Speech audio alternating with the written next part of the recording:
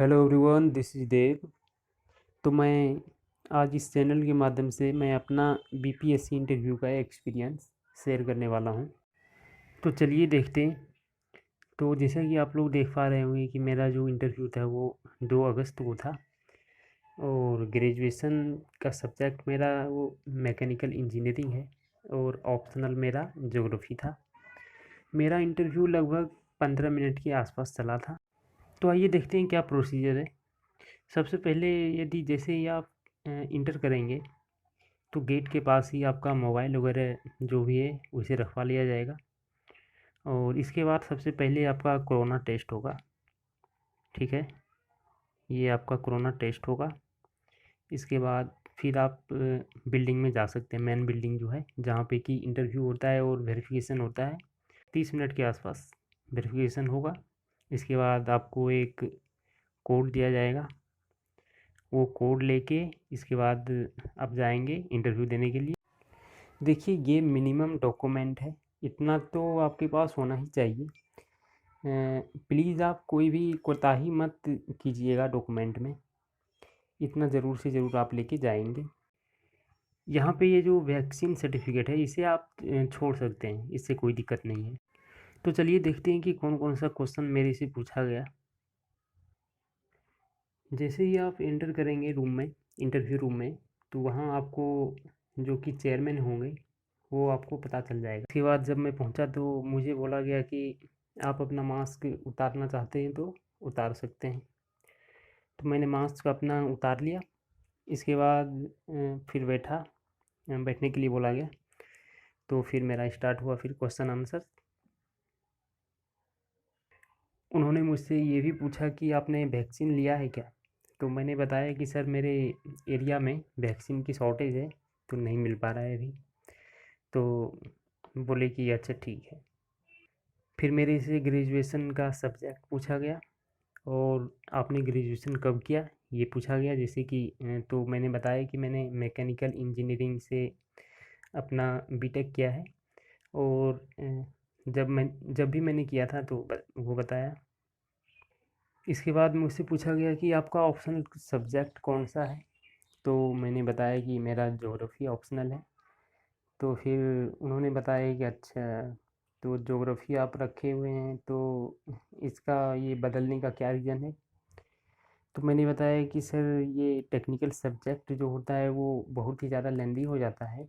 तो क्योंकि यहाँ पे GS1 और GS2 भी है, उसे भी देखना है, साथ ही साथ कंपटीशन भी ज़्यादा है। तो इसलिए मुझे लगा कि इससे मैं compete कर सकता हूँ अच्छे से, इसलिए मैंने चेंज किया। क्योंकि टेक्निकल सब्जेक्ट जो है वो बहुत ज़्यादा लेंदी हो जाता है। तो फिर सर बोले कि ओके ठीक है। इसके बाद मेरे से पूछा गया कि ये सारे इंजीनियर्स अपना सब्जेक्ट क्यों नहीं लेते हैं।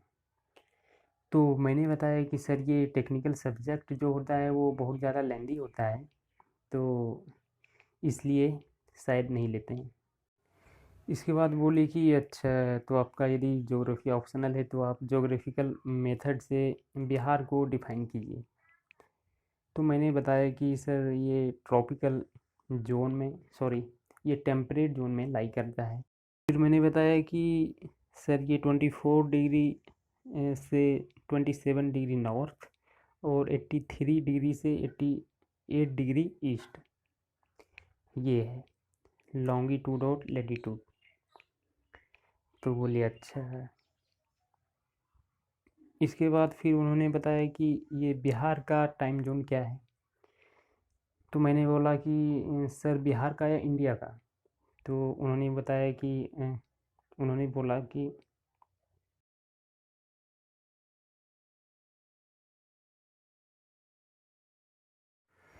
फिर इसके बाद मेरे से पूछा गया कि बिहार का टाइम जोन क्या है। तो मैंने बोला कि सर बिहार का टाइम जोन या इंडिया का। तो फिर सर बोले कि हाँ वही इंडिया का बताइए। तो मैंने बताया कि 82.5 डिग्री ईस्ट। तो फिर सर बोले कि अच्छा, तो इससे क्या समझ में आता है, यानी कि कितना घंटा आगे और कितना घंटा पीछे है ये टाइम। तो फिर उस टाइम पे मेरे दिमाग में नहीं आ रहा था, तो मैंने बोला कि सर मैं इसे कैलकुलेट कर सकता हूँ, मेरे ध्यान में नहीं आ रहा है। तो फिर एक दूसरे मेंबर थे, तो उन्होंने बोला कि अरे इतना आसान तो है ये, आप बता सकते हैं। तो मैंने बोला कि सर मेरे ध्यान में नहीं है, मैं पर इसे कैलकुलेट कर सकता हूँ। तो फिर बोले कि अच्छा चलिए ठीक है। इसके बाद फिर पोस्ट प्रेफरेंसेस से सवाल हुआ। तो मैंने बताया कि सर मेरा पहला बीएएस है, इसके बाद सेकेंड बीपीएस और तीसरा बीईएस, बिहार एजुकेशन सर्विस है। तो फिर यहाँ पे देखिए क्या हुआ कि फर्स्ट वाले से क्वेश्चन नहीं हुआ और सेकंड वाले से क्वेश्चन हुआ बीपीएस से। तो उन्होंने बताया कि अच्छा तो 60 सीट है, तो आप बिहार पुलिस सर्विस में जाना चाहते हैं। फिर उन्होंने बोला कि अच्छा ये बताइए कि क्राइम कंट्रोल कैसे करेंगे। तो मैंने बताया कि सर इसके लिए मैं सीसीटीवी कैमरा लगा सकता हूँ, ज़्यादा से ज़्यादा फोर्सेस को डिप्लॉय कर सकता हूँ, और ये जो साइबर क्राइम बढ़ता जा रहा है तो ये एक बड़ा चैलेंज है पुलिस के सामने, तो इसके लिए अच्छे से स्किल्स एंड ट्रेनिंग देना होगा पुलिस को।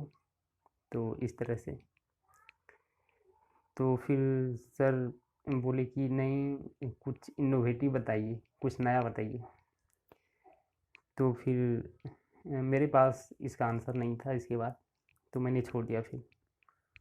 तो फिर सर बोले अच्छा चलिए ठीक है। इसके बाद जो दूसरे मेंबर थे उन्होंने मुझसे सवाल पूछा। तो फिर सेकंड मेंबर के द्वारा मेरे से सवाल पूछा जाने लगा। तो उन्होंने सबसे पहले मेरे से पूछा कि अच्छा ये बताइए कि सब कुछ यदि ऑनलाइन पॉसिबल है तो फिर ये इतनी बड़ी बड़ी बिल्डिंग जो है गवर्नमेंट बिल्डिंग, इसकी क्या ज़रूरत है, इसका तो कोई काम नहीं है इस कोरोना का ये जो पीरियड है। तो फिर मैंने बताया कि सर ये सब कुछ ऑनलाइन तो नहीं हो सकता, जैसे कि एजुकेशन और और भी सही बहुत सारा काम है जो कि नहीं हो सकता है। फिर उन्होंने मेरे से पूछा कि अच्छा ये बताइए कि ये जो ट्रैकिंग सिस्टम है इसका सबसे ज़्यादा यूज कहाँ पे होता है। तो फिर मैंने एक दो आंसर बताया उनको, लेकिन मेरे आंसर से वे संतुष्ट नहीं हुए। फिर बोले कि और एक दो यूज बताइए। तो फिर मैंने बोला कि अच्छा सॉरी सर मेरे ध्यान में नहीं आ रहा है। तो फिर सर बोले कि अरे आपने तो ये जहाँ पे इसका सबसे ज़्यादा यूज होता है उसको तो आप छोड़ ही दिए, समंदर में कितना बढ़िया इसका यूज होता है, नाविक के द्वारा किया जाता है। फिर उन्होंने मेरे से पूछा कि अच्छा ये बताइए कि आप एक मैकेनिकल इंजीनियर हैं, तो बिहार में कौन कौन सी इंडस्ट्री लगाई जा सकती है। तो फिर मैंने एक दो आंसर दिया। इसके बाद और भी एक दो क्वेश्चन मेरे से हुआ मैकेनिकल इंजीनियरिंग से, मुझे ठीक से याद नहीं आ पा रहा है ये। इसके बाद फिर मेंबर 3 के द्वारा मेरे से क्वेश्चन पूछा गया। तो मेंबर 3 के द्वारा मेरे से ये पूछा गया कि अच्छा ये बताइए कि ये जो नाइट कर्फ्यू, 2 दिन के लिए कर्फ्यू, 4 दिन के लिए कर्फ्यू, ये जो लगाया जाता है ये क्या है। तो मैंने बोला कि सर ये एक तरह का रेस्ट्रिक्शन है जो कि किसी भी एरिया में लगाया जाता है। तो फिर उन्होंने बोला कि अच्छा तो इसको किस तरह से लगाया जाता है, कि क्या प्रोसेस है इसका, क्या कर्फ्यू लगाने के लिए कोई लॉ है क्या। तो मैंने बोला कि सर मुझे ठीक से याद तो नहीं है, पर शायद आईपीसी या सीआरपीसी में इसके लिए प्रोविज़न है, और ये एग्जीक्यूटिव मजिस्ट्रेट के ऑर्डर पे लगाया जाता है। तो फिर उन्होंने बोला कि एग्जीक्यूटिव मजिस्ट्रेट के ऑर्डर पे लगाया जाता है। तो मैंने बोला कि सर मैं जहाँ तक जानता हूँ उन्हीं के ऑर्डर पे ये लगाया जाता है। तो फिर बोले कि अच्छा ठीक है। इसके बाद उन्होंने मेरे से पूछा कि अच्छा ये बताइए कि पुलिस से रिलेटेड कोई मूवी आपने देखा है। तो फिर उस टाइम पे मुझे याद नहीं आ रहा था। तो इतने में मुझे एक मूवी की याद आई। तो मैंने बोला कि सर सूल, सूल मैंने देखा है। तो उन्होंने बोला कि सूल, सूल में कोई पुलिस ऑफिसर है क्या? तो फिर मैंने बोला कि यस सर, पुलिस ऑफिसर हैं। उसमें हीरो मनोज बाजपेयी जी हैं। तो फिर बोले कि अच्छा, और कोई मूवी बताइए। तो फिर मुझे याद नहीं आ रहा था उस टाइम पे। तो फिर बोले कि अच्छा ठीक है। और जहाँ तक मुझे याद है कि इसमें से और एक दो क्वेश्चन हुआ था मेरे से। इसके बाद फिर मेंबर 4 से सवाल हुआ। तो मेंबर 4 में जो थी वो एक मैम थी। तो फिर उन्होंने मेरे से पूछा कि अच्छा ये बताइए कि बिहार की कौन कौन सी मेजर प्रॉब्लम्स हैं। तो मैंने बताया दो चार। तो फिर बोली कि अच्छा है। तो फिर आपने अभी भी बताया था कि अनएम्प्लॉयमेंट जो है वो बिहार में सबसे ज़्यादा है, जिस कारण से माइग्रेशन होता है। तो फिर मैंने बताया कि यस मैम, इस कारण से माइग्रेशन होता है। तो फिर बोली कि अच्छा ये बताइए कि ये जो अनएम्प्लॉयमेंट है इतना ज़्यादा, इसे आप किस तरह से दूर करेंगे, इसके लिए क्या उपाय है बिहार में? फिर बोली कि यहाँ तो कोई काम भी नहीं है और इंडस्ट्री भी नहीं है, तो जॉब मिल नहीं सकता, तो आप क्या करेंगे? तो फिर मैंने बताया कि मैम, इसके लिए इन्वेस्टमेंट लाना होगा, साथ ही साथ फूड प्रोसेसिंग इंडस्ट्री का पोटेंशियल यहाँ पे है, और टूरिज्म इंडस्ट्री का भी पोटेंशियल है। तो ये सब पे ध्यान दिया जा सकता है, यहाँ पे ध्यान देना होगा। और इसके बाद ये जो माइग्रेशन इतना ज़्यादा हो रहा है, इसमें हम क्या कर सकते हैं कि स्किल्स एंड ट्रेनिंग दे सकते हैं, जिससे कि कोई यदि बाहर जाता है तो वो कोई अच्छा काम कर सके। तो फिर मैम बोली कि अच्छा ये बताइए कि कौन सा आप स्किल्स एंड ट्रेनिंग देंगे? इसके बाद मैंने बताया कि मैम, सर्विस सेक्टर से रिलेटेड कोई ट्रेनिंग दे सकते हैं, या तो मैन्युफैक्चरिंग सेक्टर से रिलेटेड भी कोई स्किल्स एंड ट्रेनिंग दे सकते हैं। तो फिर मैम बोली कि अच्छा, स्किल्स एंड ट्रेनिंग इतना ज़्यादा यदि देंगे आप, तो इसके बाद जॉब तो है नहीं, तो फिर क्या करेगा? यानी कि यहाँ पे मेरे से बहुत ही ज़्यादा काउंटर क्वेश्चन होने लगा था। तो फिर उन्होंने मेरे से पूछा कि अच्छा ये बताइए कि यहाँ पे इंडस्ट्री तो है नहीं, तो इंडस्ट्री आप कैसे लाएंगे, उसके लिए क्या कर सकते हैं? तो फिर मैंने बताया कि मैम, इसके लिए इन्वेस्टमेंट लाने के लिए कुछ स्टेप्स लेना होगा, जैसे कि इंफ्रास्ट्रक्चर को बूस्ट करना होगा। इसके बाद सिंगल विंडो क्लियरेंस सिस्टम, ये अच्छे से लागू करना होगा। इसके बाद टैक्स रिलीफ दिया जा सकता है, साथ ही साथ स्पेशल इकोनॉमिक जोन बनाया जा सकता है। तो फिर बोली कि अच्छा, फिर बोली कि अच्छा ये सब तो ऑलरेडी है, टैक्स में रिलीफ भी दिया गया है, साथ ही साथ इंफ्रास्ट्रक्चर तो जो भी है तो वो है ही, और साथ ही साथ सिंगल विंडो क्लियरेंस सिस्टम पे भी काम किया जा रहा है, पर फिर भी इंडस्ट्री नहीं आ रही है, इसके बाद आप क्या करेंगे? तो फिर मैंने एक दो आंसर इसके लिए कुछ बताया। फिर बोली कि अच्छा, तो आप तो एक मैकेनिकल इंजीनियर हैं, आप अच्छा होता है कि कोई इंडस्ट्री लगाते और वहाँ पे लोगों को रोज़गार देते, जिससे कि माइग्रेशन भी घटता और बिहार का भला होता। आप ये सिविल सर्विस में क्यों आना चाहते हैं?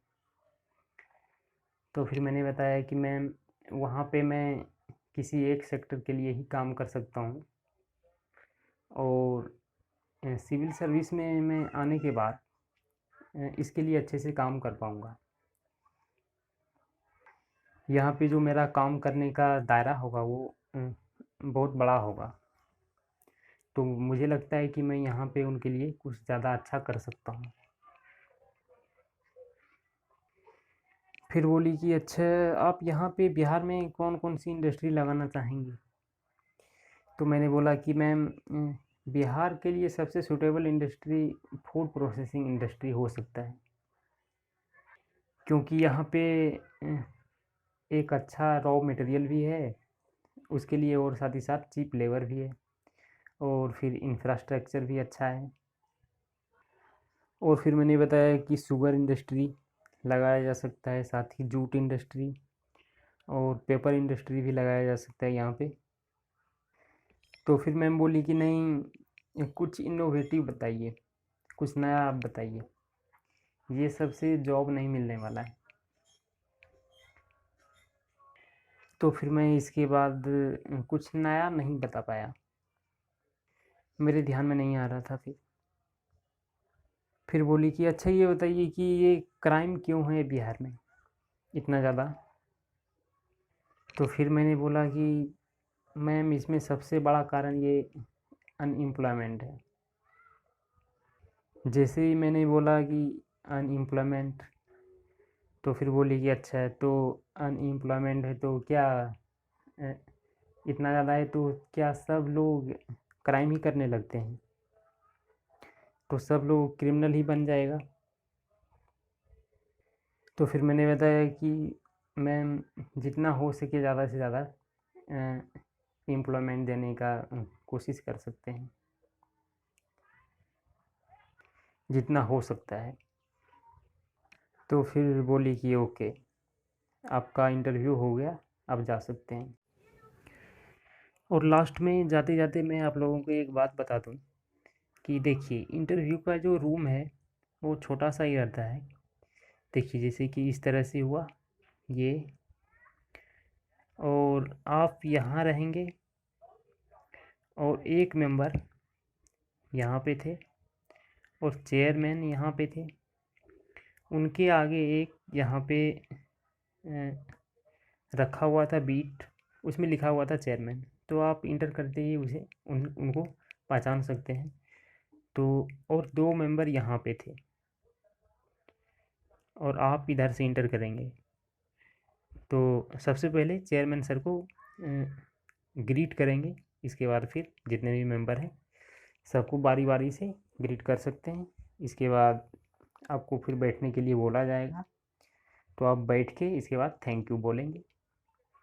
इसके बाद फिर जो भी प्रोसेस है, जो भी क्वेश्चन आपसे पूछा जाएगा उसका आप अच्छे से आंसर दे सकते हैं। और देखिए, मेंबर जो भी थे, जितने भी मेंबर्स थे, वो बहुत ही अच्छे थे, अच्छे से बातचीत कर रहे थे। तो डरने की कोई बात नहीं है, जाइए। तो चलिए, इतना ही था। जो लोग भी इंटरव्यू देने जा रहे हैं तो उनको मेरे तरफ से ऑल द बेस्ट है। चलिए, थैंक यू।